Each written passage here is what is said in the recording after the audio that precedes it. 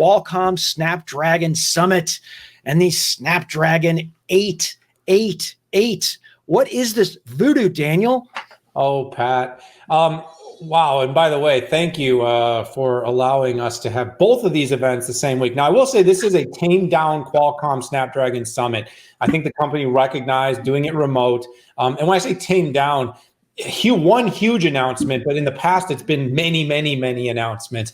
For Qualcomm, which basically is the leading platform in the world for developing the SoCs for your mobile devices. Their next generation was, due to come out, and this was the moment. Last year, Pat, we were in Hawaii. This year, we are in our houses. But it was a really exciting announcement because what 888 represents, and by the way, for anyone who doesn't know, the 8 series Qualcomm Snapdragon has always represented what they call the flagship, the top of the line. With 5G, with next generation technology, what Qualcomm really did here was said, we're going all in on 8.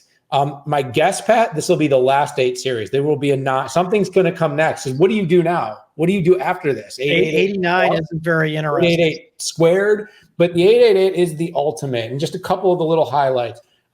Third generation X60 5G modem and RF system. This RF modem system is the bee's knees, and it is what has made Qualcomm win in this place. It's been unrepeatable. Other companies have tried and failed. Nobody's been able to quite do this modem RF system at the level of Qualcomm, which has enabled them to win designs in almost with every major OEM in the world. 6th generation AI engine. Nobody thinks that Qualcomm is an AI company, but the company is doing a lot of things with, especially on device. With AI and its re-engineered Qualcomm Hexagon processor. It has a 2nd generation sensing hub, which is going to enable lower power, always on AI processing. I'm trying to think of what are some other things. A number of adaptive features for IoT, for XR, for gaming. And by the way, Pat, cameras. The next generation image sensor, I think it's got 3 image sensor processors on it, which is going to be the first of its type, faster by 35%. I'm kind of reporting it here, Pat, but the thing is this thing is loaded to the gills.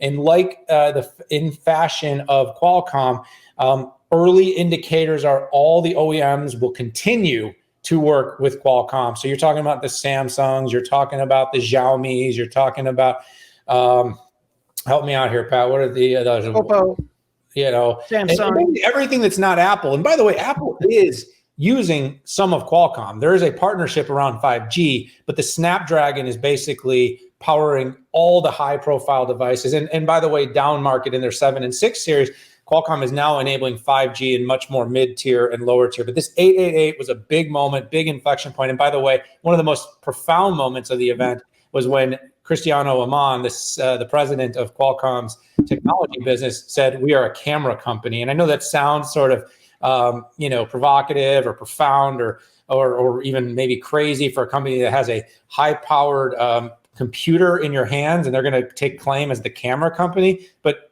the data's in, Pat. It was like 61% of people buy their phone for what they believe is the highest end camera in the market. Well, look, I use an iPhone. I also use a Samsung S20 as well as a Note 20. Apple's camera, I don't know what people think. It's not the best camera on the market. I get that people like the camera, but that's stovetop.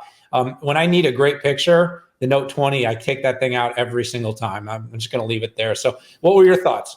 Yeah, so I really like this event because it gives you a good snapshot of what the super phones of 2020 or the following year are going to look like, right? You have the Snapdragon Summit, and then you have Mobile World Congress when all the phone makers come out and do this. And this essentially is the roadmap for all non-Apple handsets out there, which is around 75% are non-Apple. Samsung doesn't announce at this event, but guarantee we're going to see the S21 with the 888 inside, and really carried on the themes. They've been very consistent, which is I'm going to give you the best connectivity, pretty much every type of 5G you can even think of, adding DSS, global multi-SIM, sub-6 TDD and FDD carrier aggregation, sub-6 carrier aggregation. I mean, it's phenomenal. On the AI, they're claiming 26 tops when you combine all of their AI engines together, which I think is pretty awesome. They talked about it being the highest performance out there. I can't wait to see that validated with third-party reviews. A lot of that horsepower, interestingly enough, comes from the a newly designed DSP. In addition to a special neural network processor and what they're leveraging in the GPU.